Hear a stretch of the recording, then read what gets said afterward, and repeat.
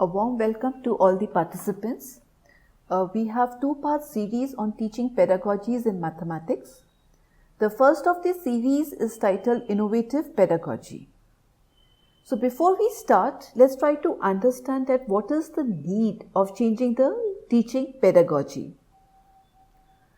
First and foremost, the mathematics teaching, has long embraced traditional methods that are mostly considered to be non-interactive between the students and the teachers. The student generally is the receiver of the delivery of the lectures from the teachers and is only a minimal participant. The major participant, in fact, in these traditional methods have always been the teacher.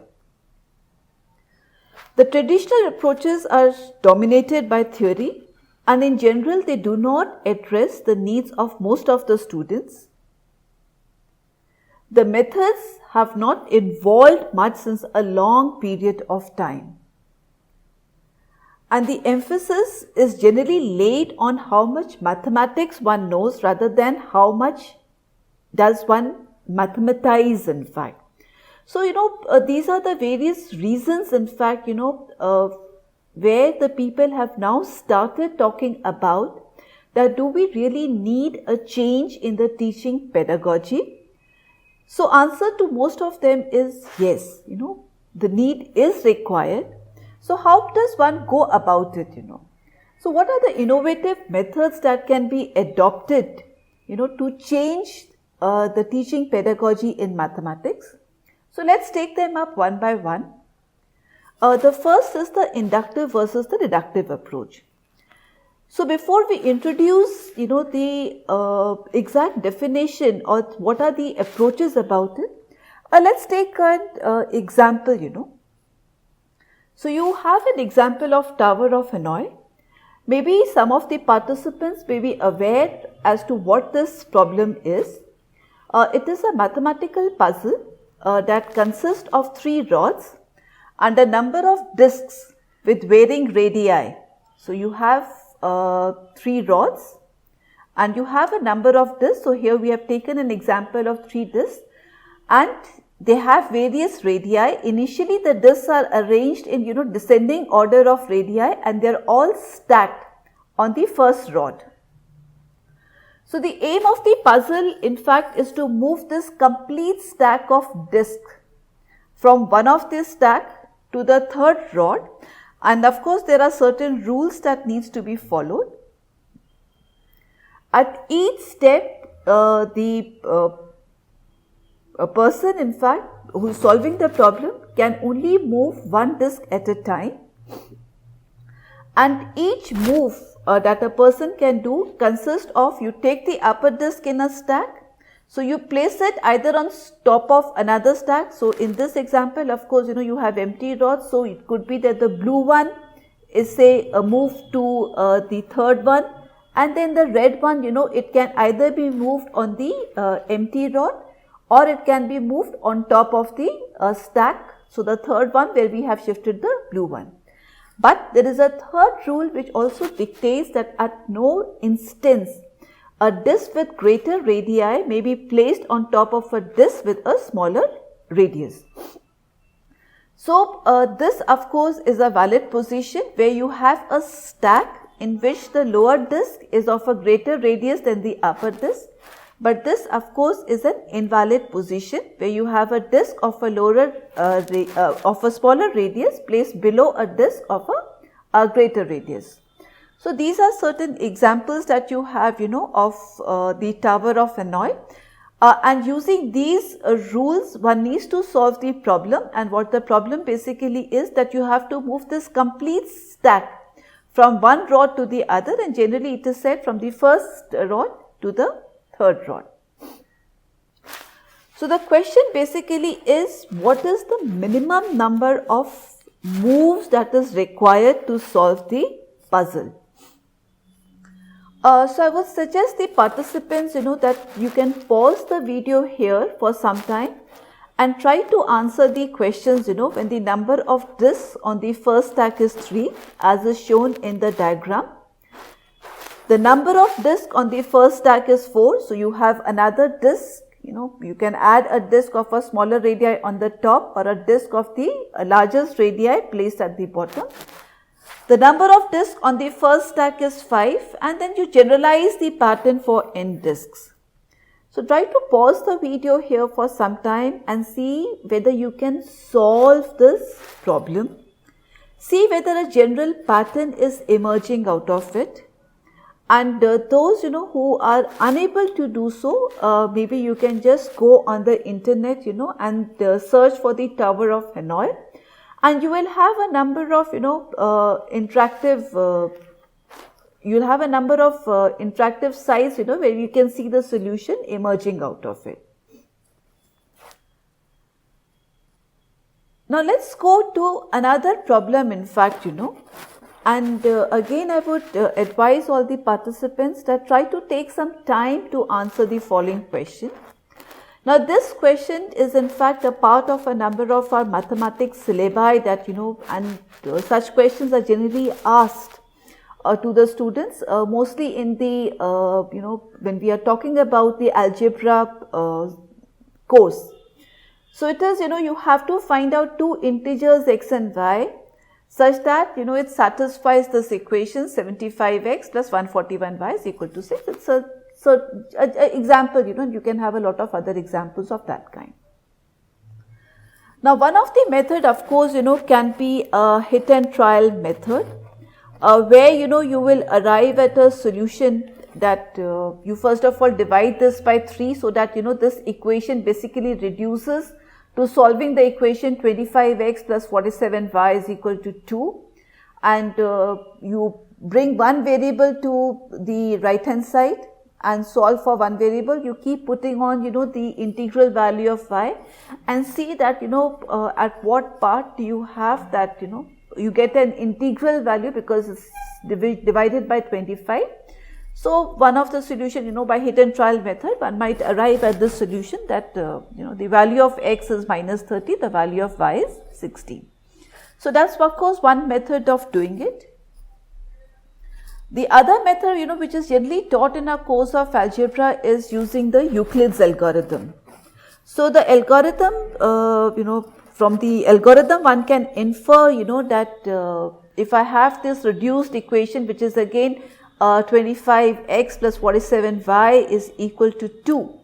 So the Euclid's algorithm one can deduce that there are going to be a pair of integers a and b such that 25a plus 47b is equal to 1. You use the Euclid's division recursively, you have that the larger of the two numbers is 47, then 47 can be written as 25 by plus 22. So 22 is the remainder, express the remainder in terms of the dividend and the divisor. You go on repeating the process till you reach a state where you have that the greatest common divisor is 1, and once you start putting in the values you will get 1 is equal to 8 into 47, 15 into 25, and you multiply this equation by 2, and in case you want a solution for this you will have to multiply that equation by 3 to get the answer as 16 and minus 13. So that's another method of doing it. Now just try to pause for a minute and see that we had two different problems. The first problem was solving the Tower of Hanoi problem, where the approach was that you were given a very specific example that you had 3 disks. Then what is the minimum number of moves required to move a complete stack from one rod to the third rod? You see what happens when your number of disks is increased from 3 to 4, from 4 to 5, and then you generalize a pattern. Whereas in the second example, if you know that these kinds of equation, if you have any Diophantine equation, if you have, it can be solved using the Euclid's algorithm. So basically you need to do is apply the Euclid's algorithm to this specific problem. So here now we have the comparison between the two approaches. The first one being the inductive approach and the second one being a deductive approach. So in an inductive approach, what happens is you approach from a specific example to generalization. As we did that in the case of the example of Tower of Hanoi, we started with that the number of discs is first 3, increased to 4, further increased to 5, and then you generalize it that in case it has n discs. But in a deductive approach, what happens is you move from generalization to a specific example, as we had the case of determining the integral solutions of that equation. So there you already have the general method, which is the Euclid's algorithm method, and you apply that general Euclid's algorithm to a specific example as was given in the earlier slide. So you in inductive approach, one arrives at a formula or a rule or a principle through examples, whereas it's a totally reverse process in a deductive approach where one solves examples using a formula or a rule or a principle. So in an inductive approach, a student generalizes after observations or direct experience, whereas in a deductive approach, student learns the method and then applies to the given formula. Inductive approach is a method of discovery, whereas a deductive approach is a method of verification. In fact, in the current scenario, we are basically using the deductive approach in our learning process or a teaching process. Whereas, what is preferred nowadays is that one tries to use an inductive approach, once when we adopt the method of teaching. Of course, each method has its own merits and demerits, and as a learner teacher, one needs to make a fine balance as to which approach to be used in which problem. Then we come to the next method, which is the use of heuristics. So before we introduce heuristics, let's try to understand that what do we mean by heuristics. So heuristic is a method of teaching that allows students to learn by discovering things by themselves. They learn by their own experience rather than, once the teacher is telling them the things. Heuristics is a method which is based on the principles of learning by investigation by the learners, which happens to be the students. The general belief is that mathematics is exact. Where we have that 2 plus 2 is always going to be equal to 4. We will not have 2 plus 2 is equal to 5. So in mathematics, one has to use the correct formula, rule or method. But once you are applying the mathematics, in fact, to a real world problem, in fact, it is seen that somewhere or the other, the exactness of mathematics may be broken down. You will have to use certain assumptions, certain approximations where mathematics can be used, for a real world problem. So that is where your heuristics, once when you're discovering things, you start realizing these problems also in the methods.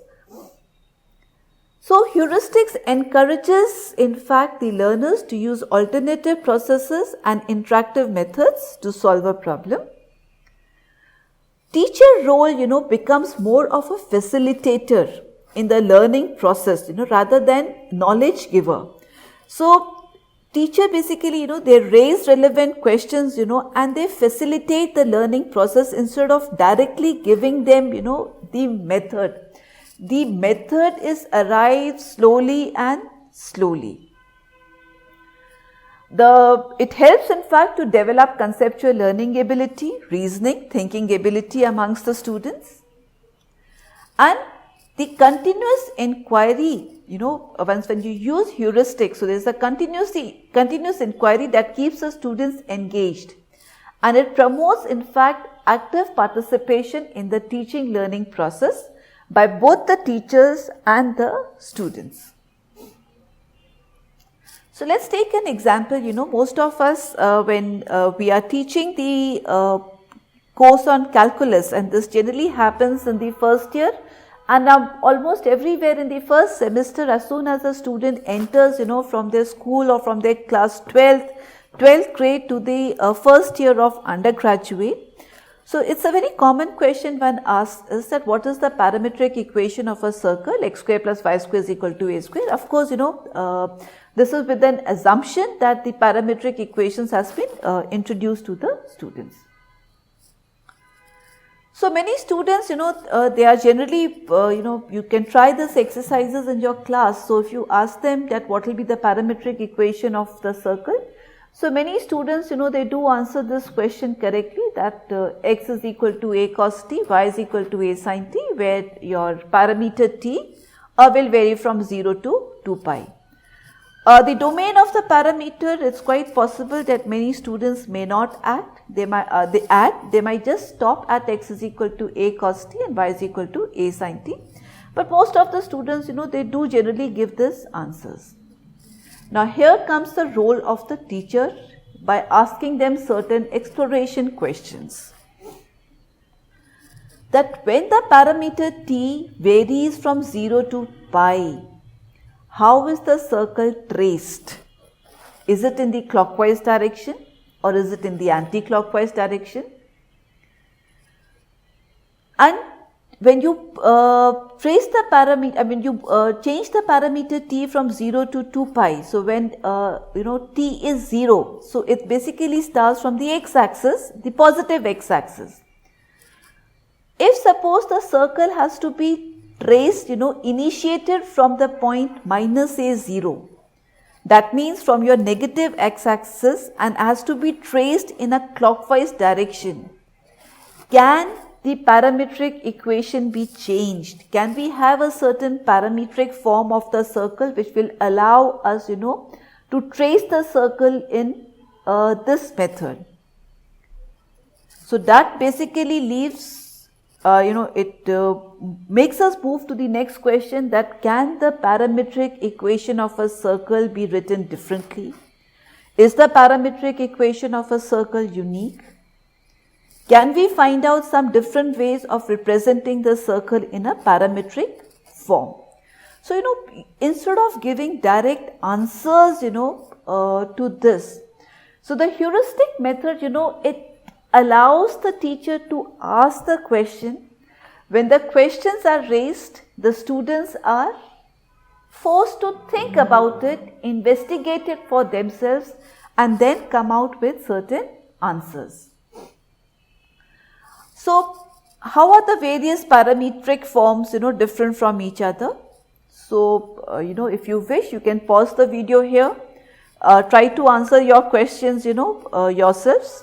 So, this is an exercise, you can do it while going through the video. Now, some of the students, they are generally able to give, these variations in fact. These variations they are generally able to give.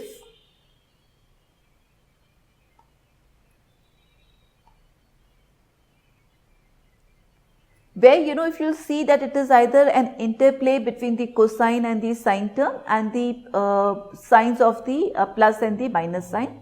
The parametric variation of the parametric of course remains from 0 to 2 pi, and you can have various combinations of the negative and the positive signs. Now, this has actually happened in my class, that the students, when they look at some of the students, when they look at there is a correlation between the two trigonometric functions, a cos and sine, and it is basically using, the form as cos square t plus sine square t is equal to 1. Now, I have had also an answer where of course you have that x is equal to a secant t, y is equal to a tan t. I'll just, you'll have to wait for some time. We are going to ask that, what is the problem with this parametric form that you have? And then there are adventurous students in the class who also come up with these equations, that x is equal to at and y is equal to a into under root of 1 minus t square.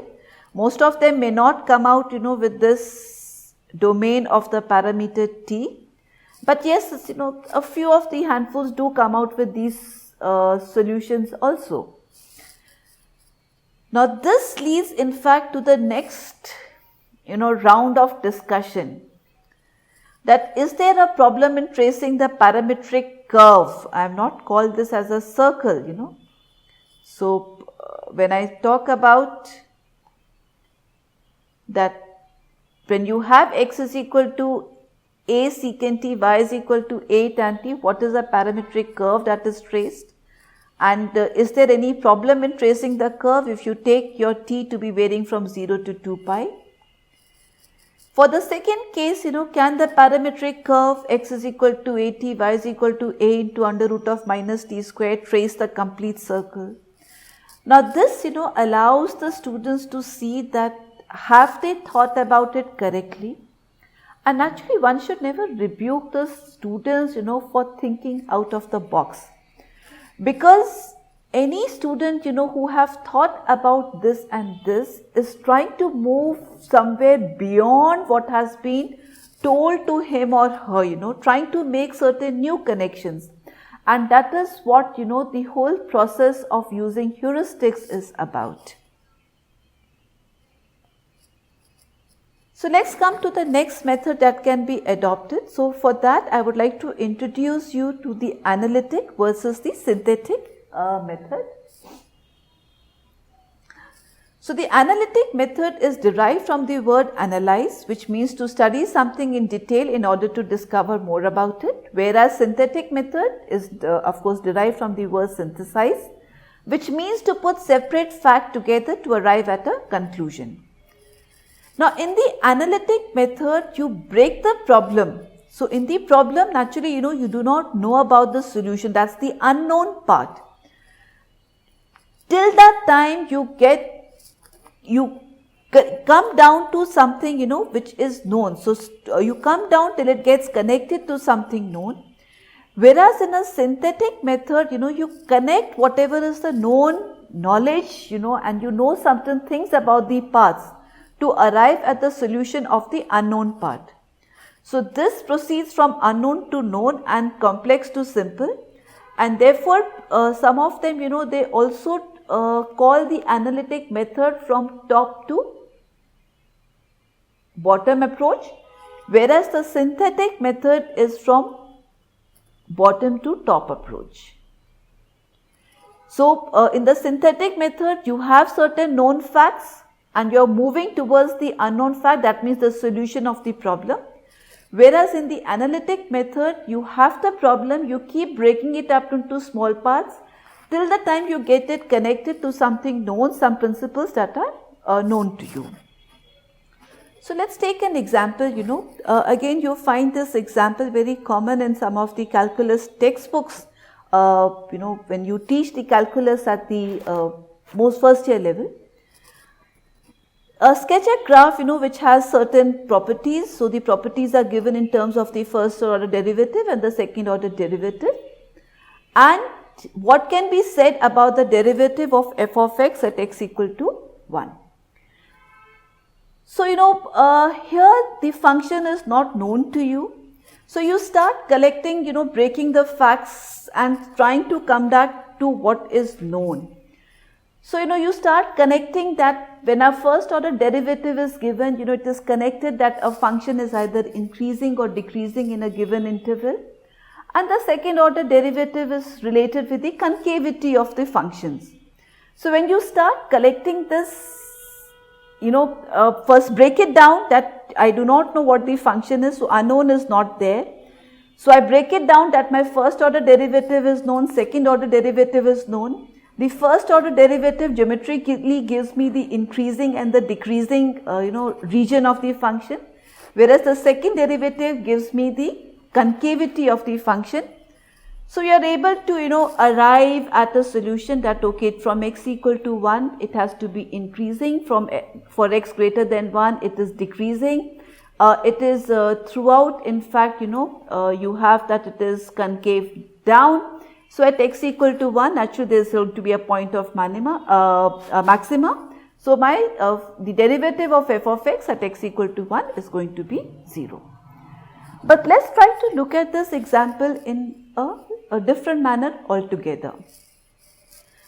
Now suppose you are asked to sketch the graph of the function. So here my function is known and I still need to sketch the graph, and of course the question is the same as was asked in the previous example. What can be said about the derivative of f of x when x is equal to 1? Curve sketching again is something that we have all learnt it maybe as a students, and some of us are also teaching it as a teacher. So the various steps that are involved into it, you find out that where does the curve cuts the x-axis, or where does the curve meet cuts the y-axis, where is the function increasing, where is it decreasing, what about the concavity, and we are still able to arrive at, of course, the the form of the curve, which was similar to the previous example, except what happens now is that when I talk about this, this was one curve that one has drawn, but this may not be the unique curve that determines it. You can have that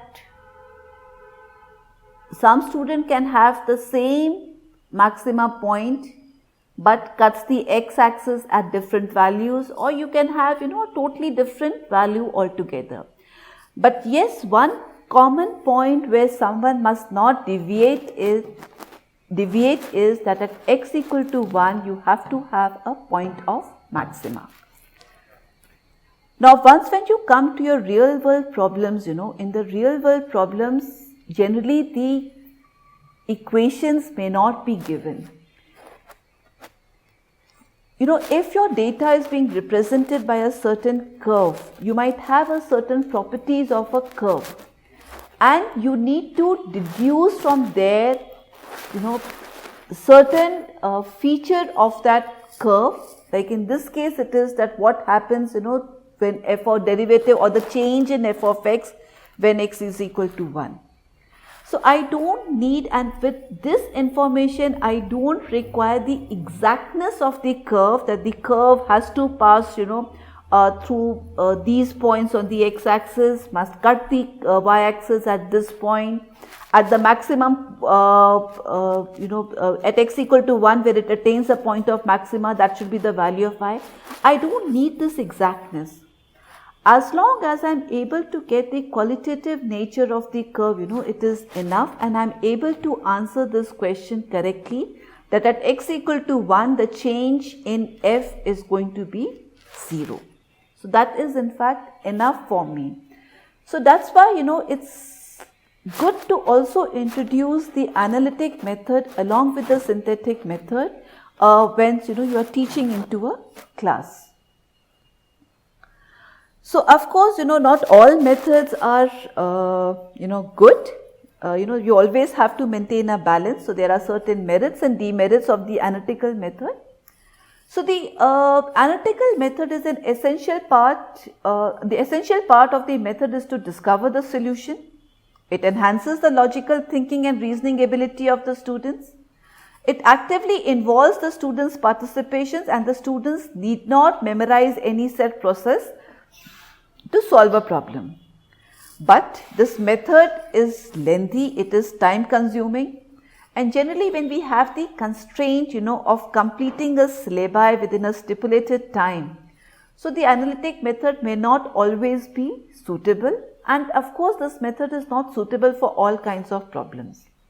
When we come to the synthetic method, the method is quick, it enables us to complete the lengthy syllabus in stipulated time period. It of course sharpens the student's memory because the student needs to retain what they have learnt and the theory that they have learnt. It provides ample opportunity to the students to practice various mathematical process, and it's generally suitable to all text-based problems. But the synthetic method fails to develop the reasoning ability, because here you are just memorizing a method and then applying it to a given set of problems. Therefore, it does not employ a heuristic approach, and it does require memorizing of step-by-step process of solution, that what are the various steps involved in arriving at a solution. So we move on to the next innovative method, that the teachers can adopt for the innovative teaching, which is the contextual based learning. In fact, what we have been using, mostly is content based learning. So you have a prescribed textbook, and whatever is given in the textbooks, is being taught to the students. And we have also started utilizing what we call it as the computer based learning, taking some of those problems to our lab classes and trying to demonstrate some of those examples in our lab. But contextual based learning is slightly different. So the contextual based learning, in fact, it uses real life examples in teaching and the learning environment. The learning happens through actual practical experience rather than the mere theoretical aspect. In fact, the theoretical aspect is what happens in our content based learning. It is also termed as the problem based learning. Provides opportunity to students to apply their theoretical knowledge and learn practical applications, encourages cooperative learning that enables students to share their ideas and knowledge. In fact, the contextual based learning, it is stimulated by 5 forms of learning. So we have it in the short form as CBL, and the 5 forms of learning are, the acronym for those 5 forms of learning are REACT. So what does R stands for? R stands for research. So when we are doing the contextual based learning, so a student needs to go about seeing the problem, identifying the problem. That's where the research aspect comes into the contextual based learning. Experimentation. So once you have formulated the problem, you need to do your experimentation. The experimentation could be formulation of a model, collection of a data, how do you analyze the data, how do you depict the data, all those comes in the experimentation part. In case if you have a mathematical model, then how do you have the estimation of the parameters that are being used in the model?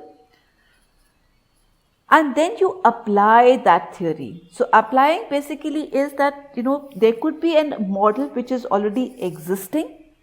Can that model be applied to the problem that has been formulated by the students for a given context?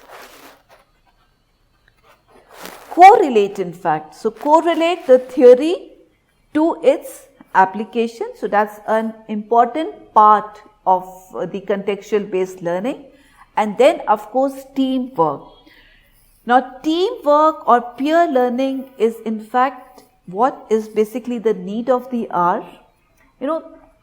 The students learn maximum, once when they are asking, questions from those they consider it at their level. You will see that, in a class of say around 40 to 50 students, very few students generally tend to ask questions, from the teacher. It could be due to various reasons. But once when they are removed from the environment of our classrooms, and you put them together into, a group that they consider are at their own level, you will see that, there is a metamorphosis that actually happens. They start asking questions, they start, answering the questions, they start analyzing the problem. So teamwork becomes a very, very important aspect of the contextual based learning.